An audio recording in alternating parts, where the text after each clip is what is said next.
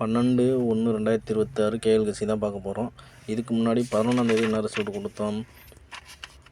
11ஆந்தேதி result வந்து 464. மறுபடியும் doubles அடிச்சிட்டாங்க.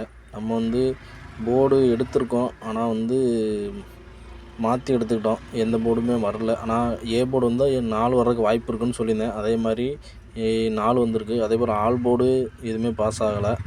இன்றைக்கி ஒரு நல்ல நண்பர்களை கொண்டு வந்திருக்கோம். 12ஆந்தேதி B237 A board 01, B board 85, C board 36, திருவிசி பார்த்தீங்கன்னா 083, 056, 183, 156, ஏபிபிசிஎஸ்சி பார்த்தீங்கன்னா 35, 56, 36, 85, 06, 86, 80, 01, 81, 54, 58, 60, 68, 08, 10, 18 கொண்டு வந்துருக்கோம். ஆல் போர்டு பார்த்தீங்கன்னா அதே போல் 8, 5 தான் கொண்டு வந்திருக்கோம்.